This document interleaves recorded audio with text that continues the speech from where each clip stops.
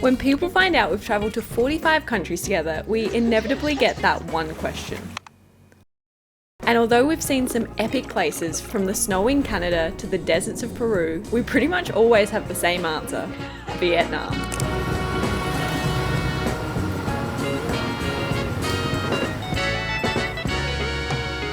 Today we are back in the largest city of our favourite country to travel, and we're going to be spending the day showing you exactly why we love it so much.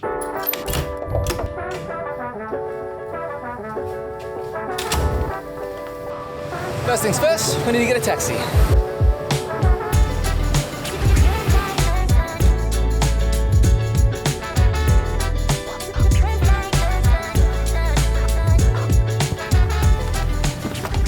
So today is going to be a mix of doing the things that we did 2 years ago that we love, and doing some things that year one Jordan and Emily just would never have done. But we're starting the day with one of our favourite things about being back in Vietnam.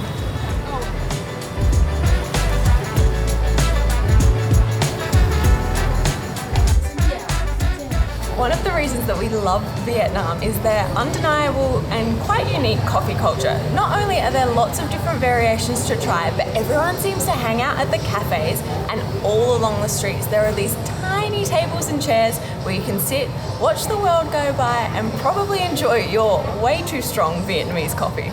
Can we please get one iced coconut coffee? One coconut coffee. And one of the yogurt with coffees, please? So 2 coffees. We weren't really getting anything cheap per se. We were kind of getting the signature ones. 110,000 Vietnamese dong, which is like $7 Australian, roughly. Not bad, yeah, for like a coffee place.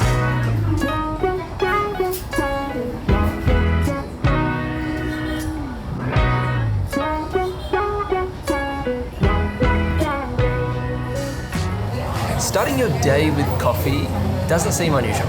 In fact, probably most of the world starts their day by having a coffee, but in Vietnam it's different. 2 years ago when we were in Hanoi, we tried egg coffee for the first time, and I was pleasantly surprised. As weird as that sounds, it was quite good. So today, I wanted to get something similar, but I didn't want to do the same thing. So I've got yogurt coffee.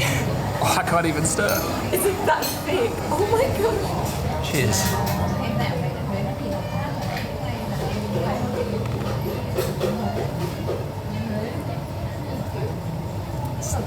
Thick. It's probably not for me. The like sourness of the yogurt really comes through in a not so pleasant way. The bitterness of the chocolate brings out the sourness in the milk. That's the worst part of both of those things. I'll probably get egg coffee next time. Okay.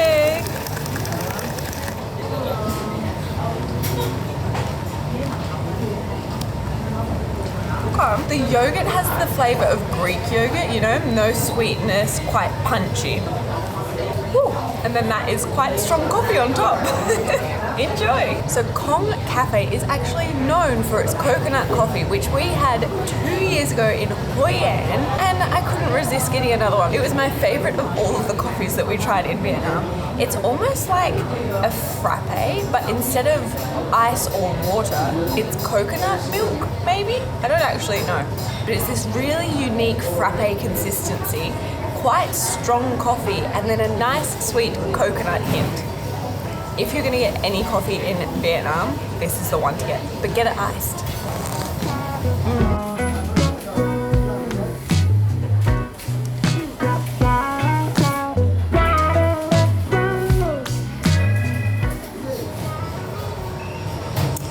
Time to go explore. Thank you so much. Have a nice day.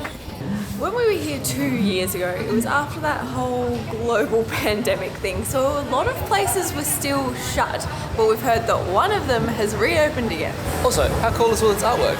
Just in the apartment building.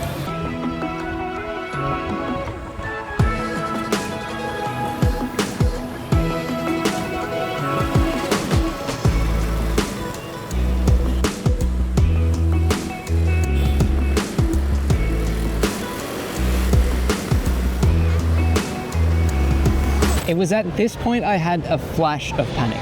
It was too late now to get travel medical insurance. That's why I'm so thankful that we've been covered by Safetywing since March 2022. It's covered us through Asia, Europe, Africa, New Zealand, and back home in Australia. And with a click of a button, it's even covered us in the States. Safetywing has incredible flexibility, and because the policies are subscription-based, there's no upfront lump sum to pay. And once you're covered by Safetywing, you can jump into the policy and make changes on the fly. Like if you're sitting on a tropical beach and you decide you want to try kite surfing for the first time, there's a button for that. Or if you're in Rome and you want to visit all the tourist sites, but you're a bit worried about having your phone pickpocketed, there's a button for that too.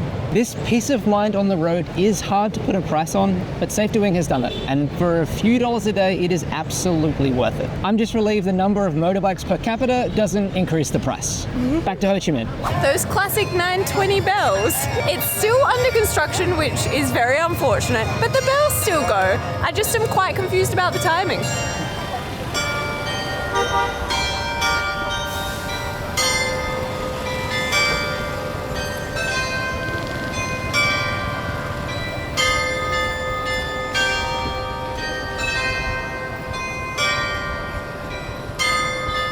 One thing I did not expect to fall in love with when we started traveling was the different architecture that we see everywhere.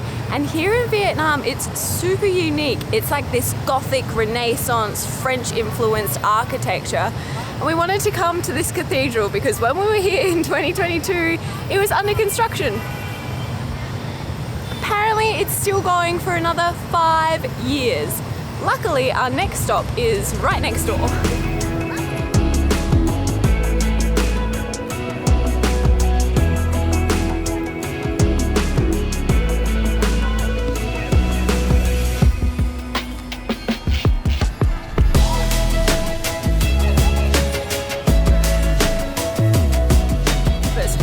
Came here 2 years ago and sent a postcard to my mum. Sorry mum, you're not getting one this time, it's going to someone else. This option, I think this one's quite cute artwork, but this one has a dog on it and she'll like that. Dog one. Dog one. Oh, I don't need a bag, that's okay. Thank you so much, have a nice day. There's not much room for writing, but I feel like that's okay. What should we say? Auntie Alma and the voice you love. Yeah. Nice. Maybe put a dear Tilly up there. Yeah, this might be her first ever letter. Yeah, maybe her whole life. In her whole life. Okay, decisions were made. Shut up.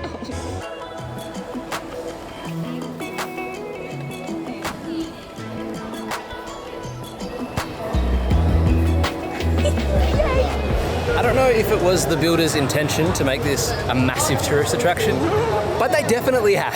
There's so many people here. It is also way more fun than it should be, sitting down, taking a moment and writing out a postcard and then sending it to a loved one. So highly, highly, highly recommend. Completely agree, but now I feel like we've worked up an appetite. Random question, but has Tilly ever received a letter in the post yet? Love you, bye. Hopefully she hasn't and that's her first one ever.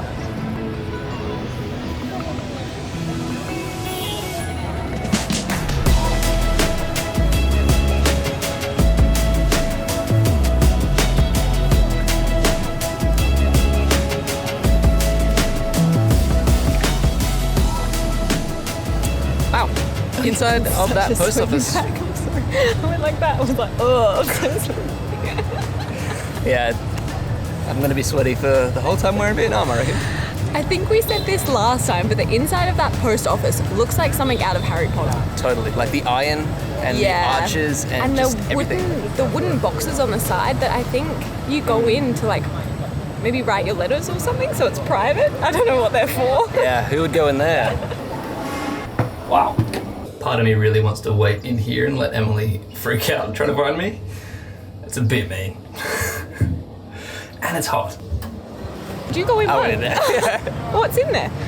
It is where you privately write your letters. Yeah, nice. Yeah. I would do that for a postcard, but also like everyone who handles a postcard can read it. So it's not like it's a private thing anyway. That's true. Yeah. And it's really dark in there anyway. Yeah. All right. Yeah. Hungry. We already said we're hungry. I'm having a good day. Me too. I love Vietnam. Vietnam. Do you remember we were walking down this way and we met the sweetest old man? Do you remember him? so happy and laughing. Well, miss, I guess I'll be on my way now. You just give me a...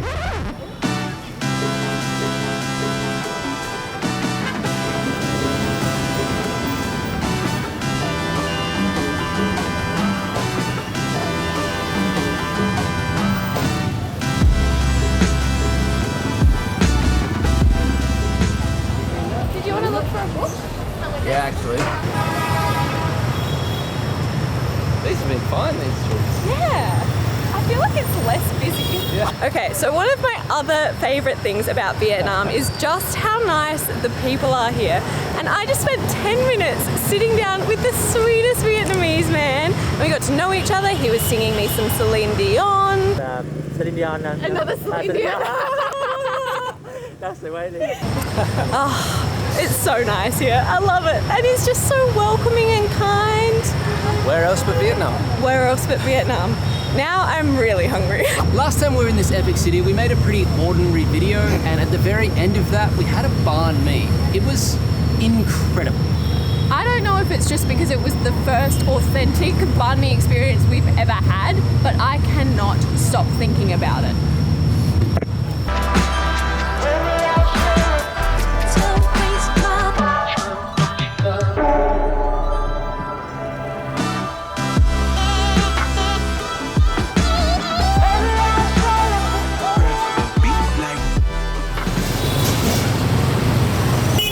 So weird being back.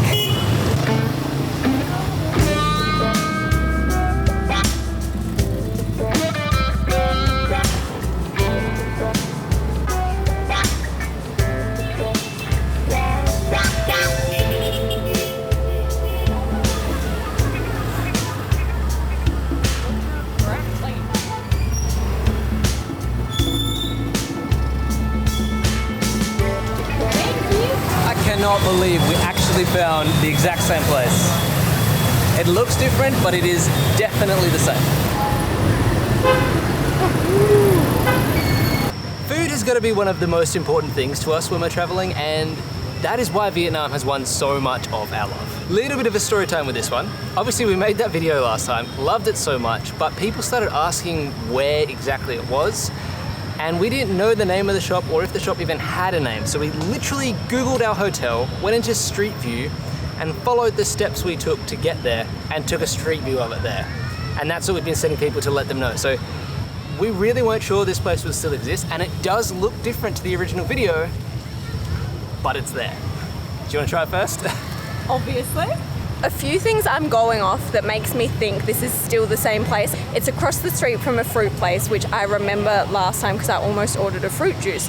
2 is the pork crackling. Oh, it looks sensational. So crispy on the outside.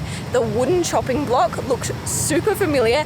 They're chopping it fresh, slicing up the banh mi, loading it up, and then they drizzle it with this gorgeous sauce that I'm convinced must be the drippings from when they're cooking the pork, and I think that that is the secret sauce that makes this so memorable. I am really worried because, as you can probably tell, I've built this up quite a lot in my head.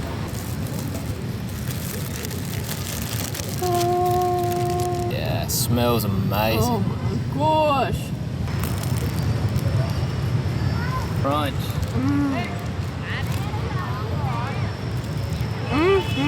It's quite a bit spicier than I remember, but that is divine. The sauce that they put in there has just coated everything. And honestly, the pork crackle is what makes it. It is so crunchy that you can hear it through the bread. Oh, this time where we're staying in Vietnam is District 1, which is the super popular tourist area. And apparently the best banh mi in Saigon is right around the corner from our hotel. So I think we're gonna go try that tomorrow before we check out, and we'll let you know how it compares.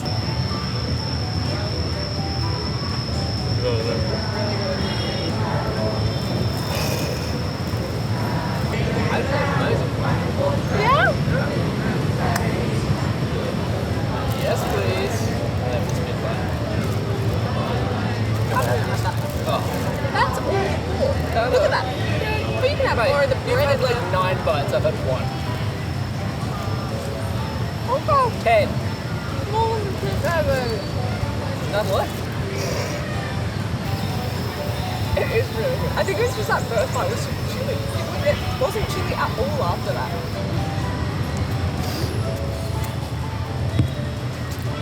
Year 1, Jordan and Emily got it absolutely correct. That was incredible. Like the juice that they put on the bun, on the pork, like seeped into the bun and made it like soft and and the little bit of spice actually added so much to it. Honestly, we'll be back here again. I know I've been known to put some mayo on some stuff, be it generally overexcited, happy, positive person. But when I tell you those banh mi's were so good, we went back for seconds today.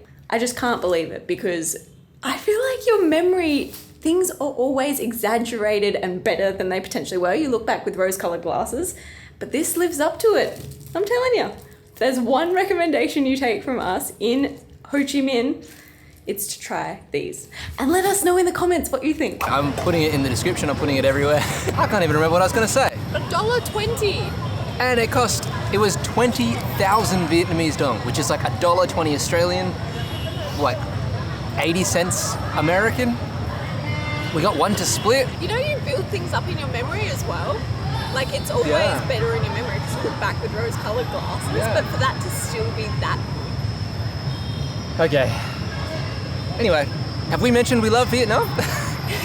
This video is like a love letter to Vietnam. Yeah, this is.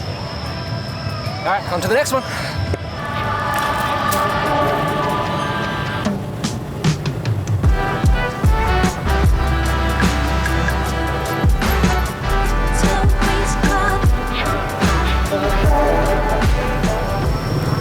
One of the things we love most about travel in Vietnam is the sheer affordability and how much value you get for your dollar here as a tourist. But the next thing we're doing, we've actively avoided in several cities because it's very expensive, and unfortunately Saigon is the same.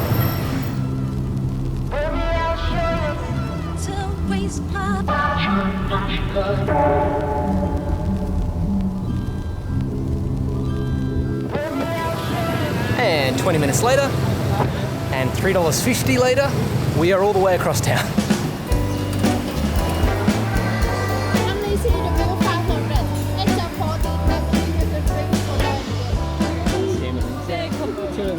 Yes, please. Thank you. You take the lift to 79 first, and then walk up by stairs. You take a drink at 79, photo and game at 81, and keep the beauty to the solid.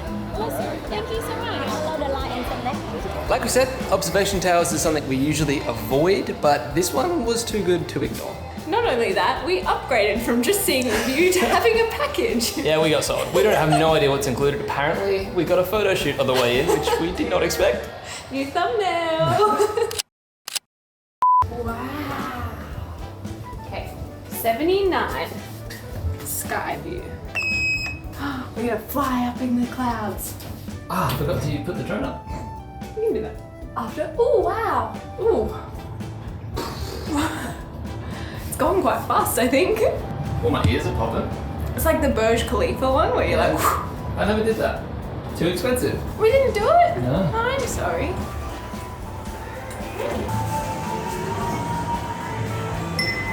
Is that how high we are right now? Yeah.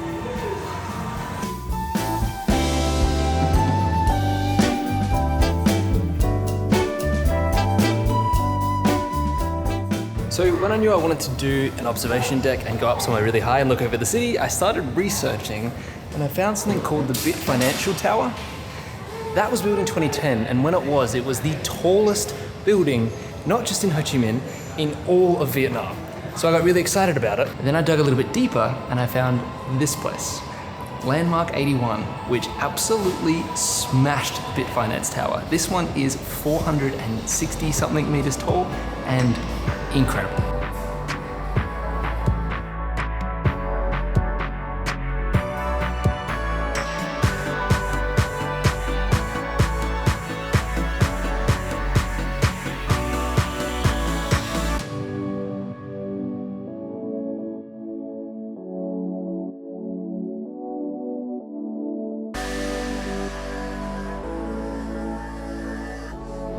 So the tickets to get up here cost about 30 Australian dollars per person, but then you can upgrade for about $3 more and you get a bunch more included. You get a drink, a VR experience,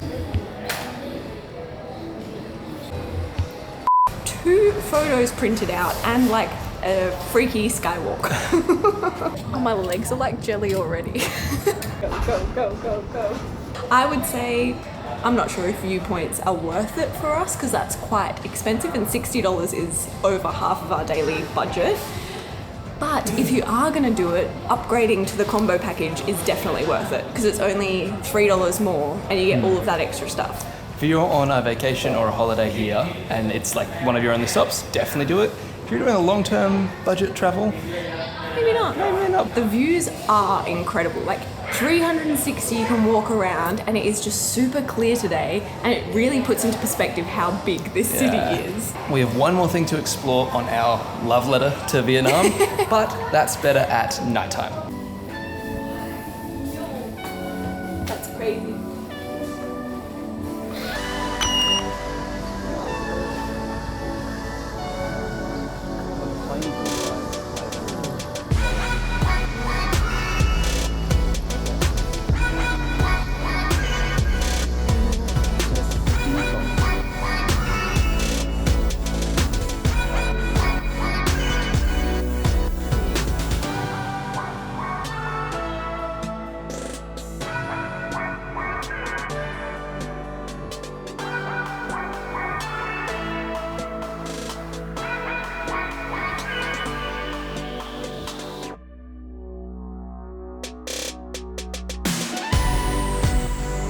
This is Nguyen Hue Street.